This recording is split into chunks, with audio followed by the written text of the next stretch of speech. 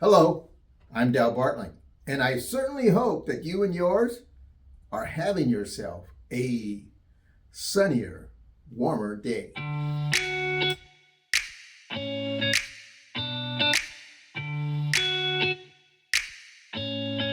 The older I am, the more that I think. Here are 3 things that you may not know. Listen to this. You can't see your ears. You can't see your ears. Oh yes, maybe with a mirror, or maybe taking yourself, they call those selfies.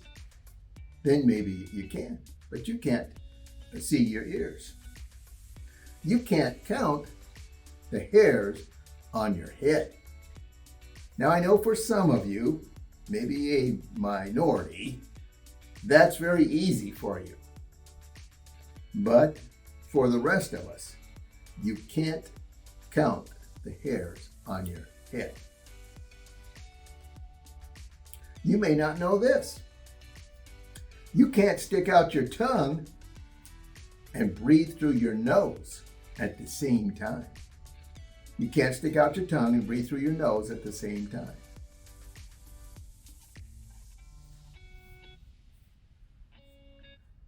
Now, I know what you're thinking.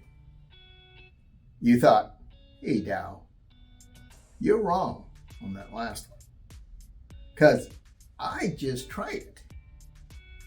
And you can't breathe through your nose while sticking your tongue out at the same time. I just observed for some of you what I call a gotcha. I wish I could physically observe it. I really do. A gotcha. The Montessori school where my grandson goes, they teach their teachers to hone the art of observation. And they go through a 12-step process to be the very best that they can be at the art of observation. Our 2-year-old grandson, going on 3, learns from observation and his senses. He lives in New Jersey, and we, of course, here in South Dakota. So he observes us via portal calls that we make, video calls to him. And he watches our every move, what color we're wearing, maybe something that we might have in our hands. He'll be observing that. And it's fun when he was younger to blow bubbles that he could see us do.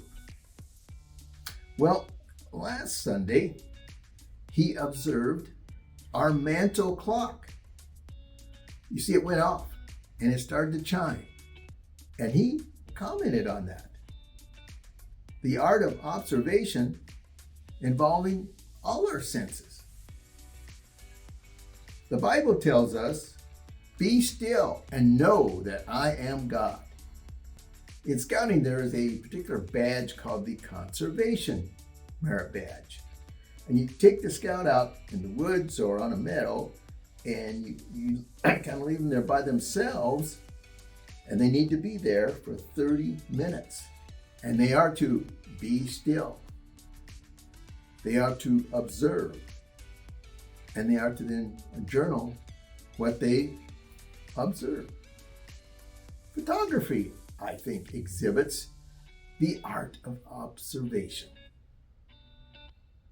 Do you remember a little magazine? It wasn't big. It wasn't like a Look magazine.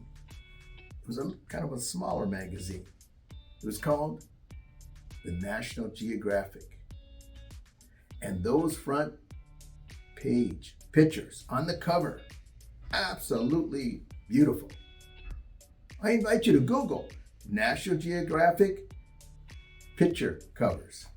all the pictures that you'll see, the observations that those photographers did. Or think about this. Maybe you've seen this before. Ink blots. This particular ink blot, if you look at it a certain way, you're going to see a young lady looking away.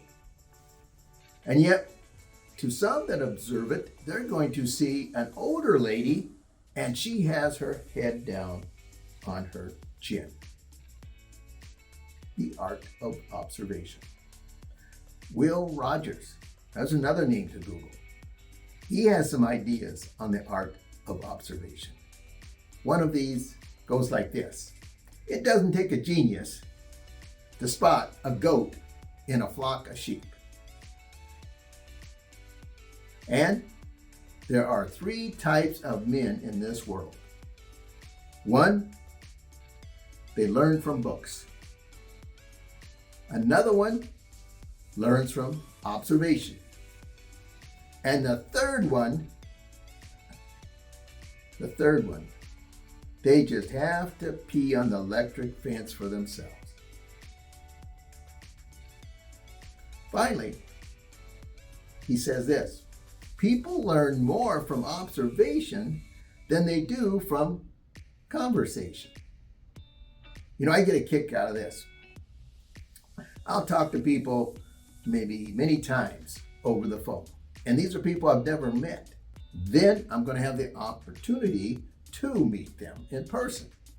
And when I do, I get a kick out of observing their first type of reaction. And to kind of cut the ice, I say, okay, I know.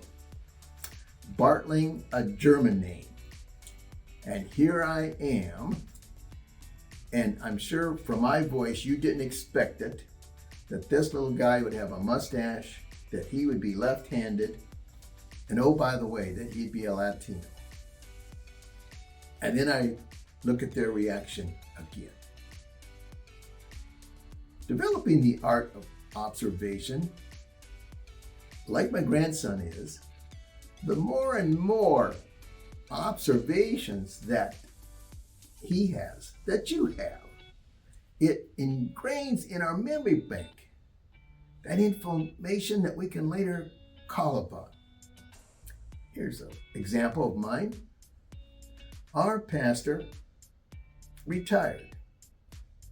And so at our church, we prayerfully then prayed, made a call for a new pastor. And while we were waiting for the new pastor, I taught the adult Bible study.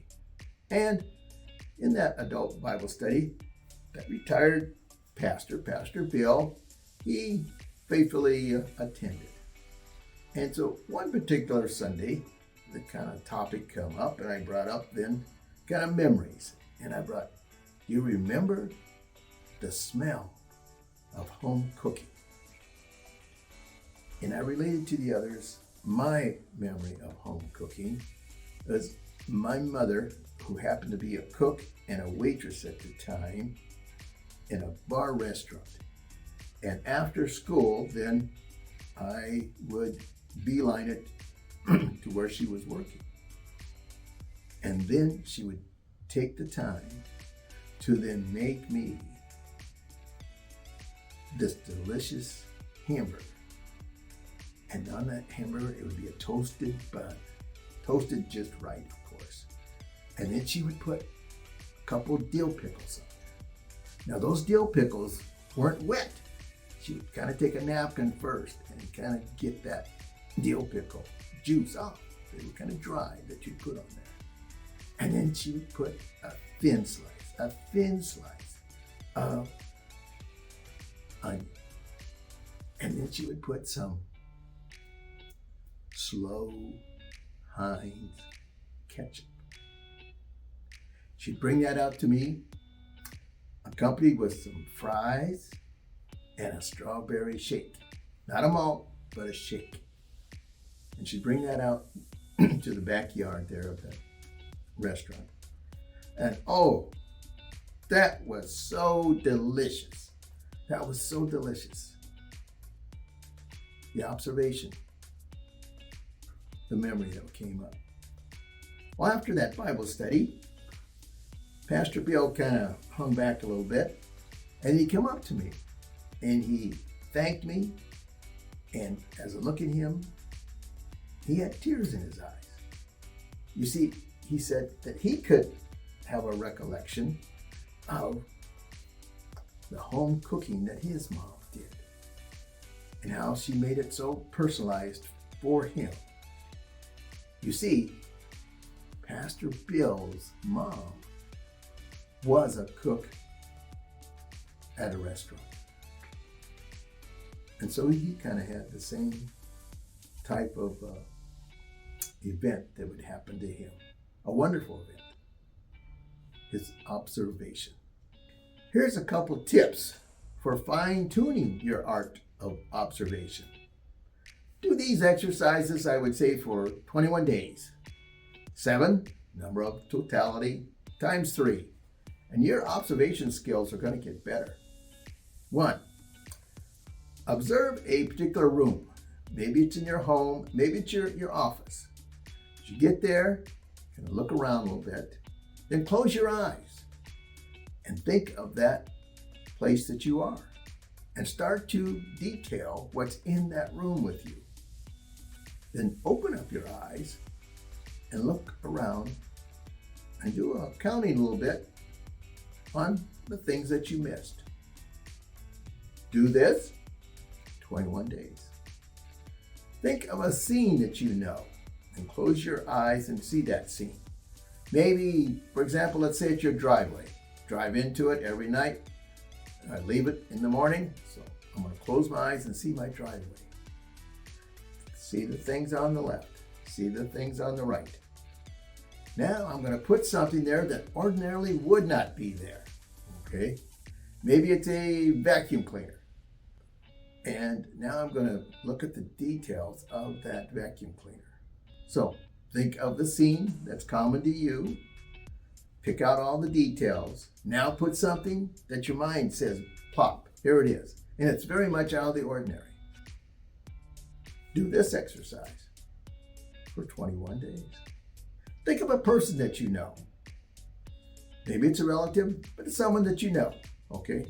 Put a normal piece of clothes on them.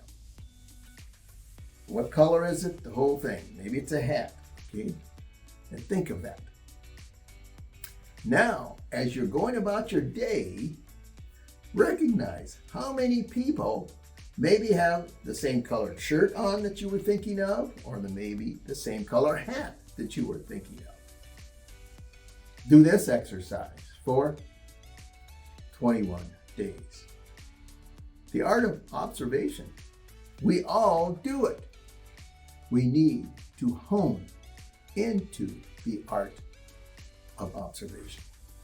Like my 2-year-old, that grandson, going on 3. So go forth and be still and know He is God, and observe His wonderful world that He has created, even with all the problems that we created. Remember this, I'm rooting for you. Yes, I am, because we're in this together.